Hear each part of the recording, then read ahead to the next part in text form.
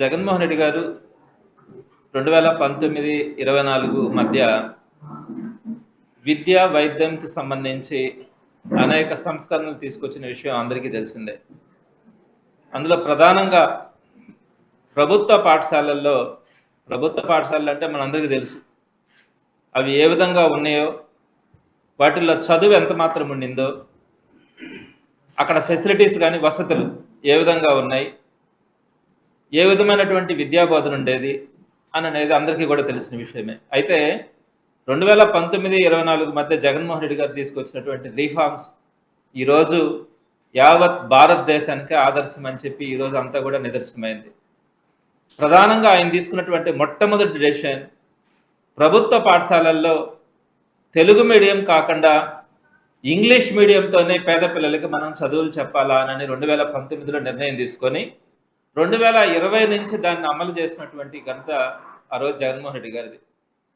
ఎప్పుడైతే ప్రభుత్వ పాఠశాలల్లో ఇంగ్లీష్ మీడియం తప్పనిసరి చేస్తూ, అంటే తెలుగు సబ్జెక్ట్ మాత్రం కంపల్సరీగా ఉంటుంది, మీడియం మాత్రం ఇంగ్లీష్ మీడియంలో చదువులు చెప్పాలా, పేద విద్యార్థులకి ఇంగ్లీష్ మీడియం విద్యని అందించాలా అన్న ఆలోచనతో, ఒక మంచి ఆలోచనతో, ఒక విషన్తో ఆ రోజు జగన్మోహన్ రెడ్డి గారు ఒక నిర్ణయం తీసుకొని అమలు చేయడానికి ముందుకెళ్తా ఉంటే, ఇదే చంద్రబాబు నాయుడు గారు కానీ, లోకేష్ గారు కానీ, పవన్ కళ్యాణ్ గారు కానీ, ఇప్పుడున్నటువంటి మంత్రుల్లో తందానా బ్యాచ్ అంతా కూడా ఆ రోజు జగన్మోహన్ రెడ్డి గారిని ఎంత తోలనాడినారో అందరూ కూడా చూసాం.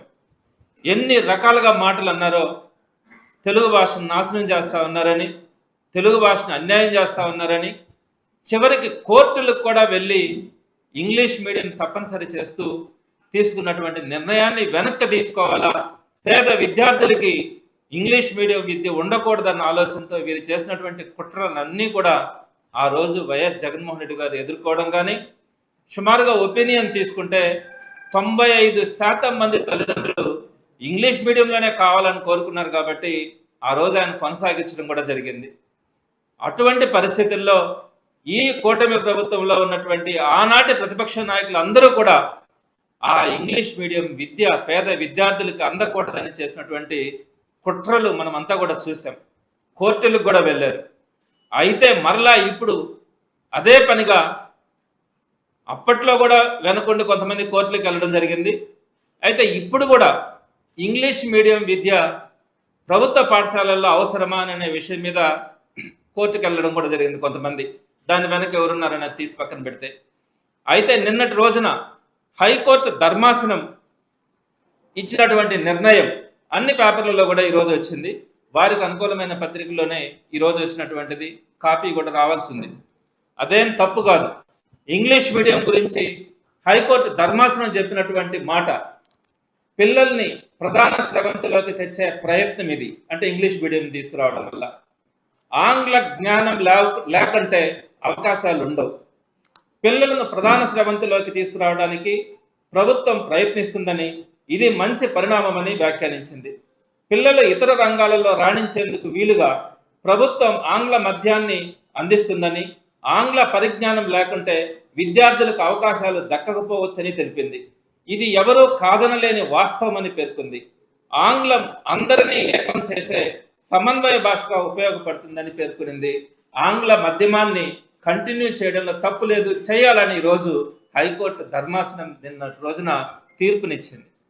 దీన్ని బట్టే ఈరోజు వీరు చేసినటువంటి కుట్రలన్నీ కూడా, ఎన్ని రకాలుగా ఇంగ్లీష్ మీడియం విద్యని ఆపాలని చేస్తున్నటువంటి ప్రయత్నాలన్నీ కూడా ఆగిపోయినటువంటి పరిస్థితి.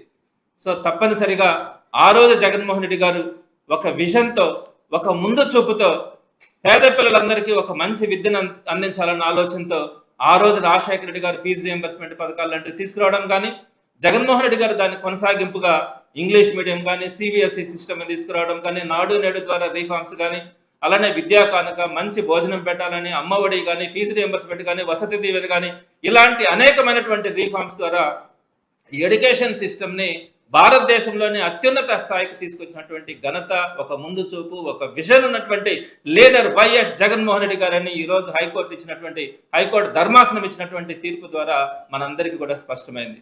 వీళ్ళు కోర్టుకు వేసిన తర్వాత కూడా ప్రభుత్వం నుంచి కూడా సరైనటువంటి కౌంటర్ కూడా వేల పొరపాటు చేస్తున్నామన్న ఆలోచనతో ప్రభుత్వం కూడా వారు ఇచ్చినటువంటి కౌంటర్లో తెలిపినా కూడా కోర్టు ఇచ్చినటువంటి నిర్ణయం ప్రకారం ఇంగ్లీషు మాధ్యమం తప్పనిసరిగా పిల్లలకి అవసరం, దాన్ని ఖచ్చితంగా పెట్టినప్పుడే పిల్లలకి మంచి అవకాశాలు ఉంటాయని చెప్పి హైకోర్టు తీర్పునివ్వడం అన్నది జగన్మోహన్ రెడ్డి గారికి ఉన్నటువంటి విజన్ కానీ ముందు చూపు కానీ ఈరోజు యావత్ భారతదేశానికి అర్థమైందని కూడా ఈ సందర్భంగా మీ అందరికీ కూడా తెలియజేస్తా ఉన్నాను.